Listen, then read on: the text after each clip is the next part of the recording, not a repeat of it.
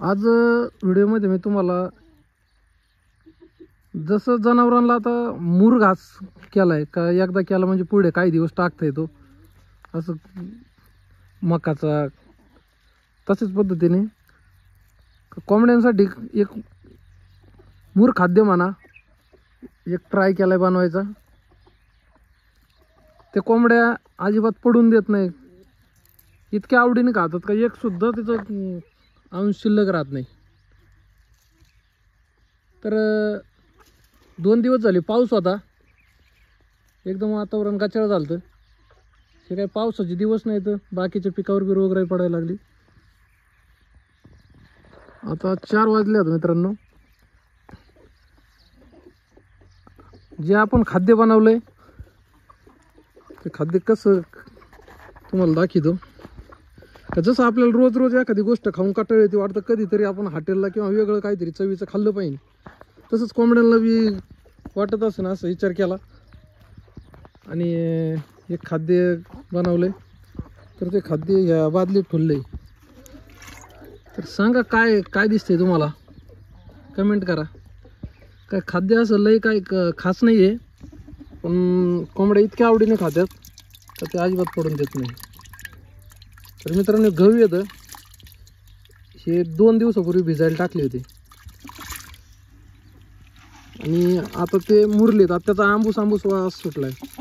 ज्यावेळेस कुरडया करतो तेव्हा आपले घरचे असेच गहू भिजायला टाकीत ना, त्याच पद्धतीने काय करायचं काय एखाद्या डब्यामध्ये गहू घ्यायचे, बादली डबा तुम्हाला शक्यतो पॅक ज्याला झाकण नाही असं काहीतरी घ्या म्हणजे हवा नाही जाणार त्याच्यात, आणि डबा शक्यतो उन्हाला ठेवा म्हणजे काय होतं फेस सुटतोय त्याला थोडा।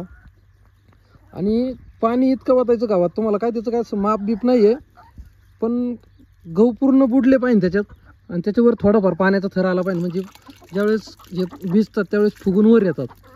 आणि आता बघू आपण याच्यात काय चीक आहे का, तर चीक नाही आहे। 2-3 दिवस म्हणजे 2 दिवस झाले, पण 2-3 दिवसापेक्षा जास्त झाले तर अजून जरा चांगलं राहील। तुम्ही बघा नुसतं डबा खोललाय तर कोंबड्या इथे सगळ्या आसपास येऊन थांबलेत। आता त्यांना बघू की एकदम म्हणजे एकदम आवडीने खातात। कमेंट करून सांगा हे काय लय स्पेशल काय नाही आहे, पण कोणी जर करीत असं नाही असं तर सांगा आम्हाला।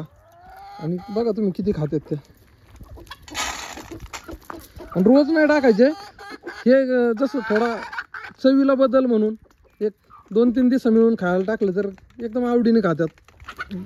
कोंबडीचं जेव्हा पण रेडीमेड खाद्य येतं ना, तर त्या खाद्याची एक साईज आहे, म्हणजे प्री स्टार्टर स्टार्टर, पण कोणत्याच खाद्याची साईज एवढे मोठे दाणे नसतात जेवढे गावाचे आहेत तेवढे, किंवा बाजरी तांदूळ हे पण तशा आकाराने छोटेच असतात।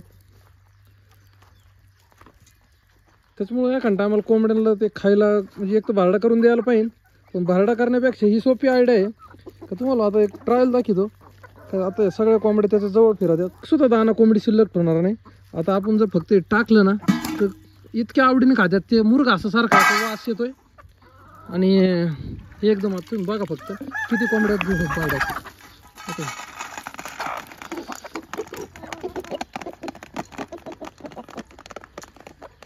एक सुद्धा दाना ठेवणार नाही ते, एक सुद्धा। आणि एकदा भिजवले 2-3 दिवस जाते तसे आम्हाला। तुम्ही एखाद्या वेळेस ट्राय करून कमेंट करून सांगा कसं काय ट्राय हो, कसं काय लय वेगळं काय असं काय नाही, पण कोंबड्या पिल्लं त्यांना पचायला सोपं होत असेल, थोडा वास बी सुटलेला आहे त्याच्यामुळे त्यांना भारी वाटत असेल खायला। आता पिल्लं बी बघा तुम्ही कसे खाते, पिल्लं थोडे डचकते येतं, पण बघू आपण आले। आता व्हिडिओ पॉज नाही करीत, तुम्ही बघा आता का ते कोंबड्यांनी आतापर्यंत काही ठेवलं नसेल, किती झुंबड उडालेली बघा।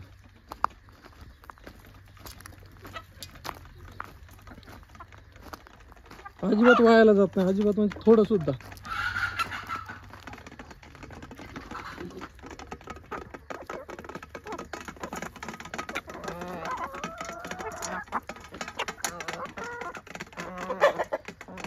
जसं एखाद्या ताटात आता इकडे बघा तांदूळ टाकले होते अगोदर, त्याच्यात शिल्लक येतं, पण याच्यात तुम्हाला एकही गहू आजूबाजूला कुठंच दिसणार नाही।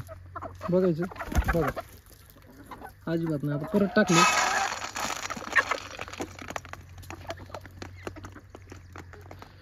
जर बिगर अंड्यावरल्या कोंबड्या असत्याल तर त्याला तुम्ही बिंदास कमी जास्त प्रमाणात टाकू शकता, काय अडचण नाही याची.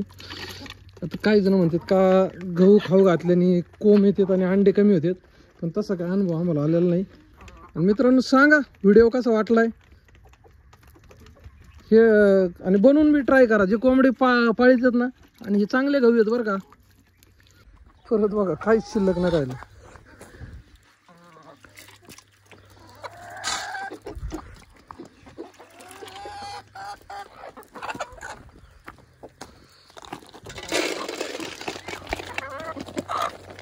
एवढे जवळ कधी कोंबड्या कोणाला येऊन देत असतात का नाही, पण ते खाद्याचे एवढे भारी का त्यांना ते कोंबडी पकडायची असेल तरी सोपं आहे. तुम्ही बघा ते हे गवी अजून तरी पण नाही एवढा चिकना निघत याच्यातून, पण जसं आपण कुरडयाला करीतो तीच पद्धत आहे.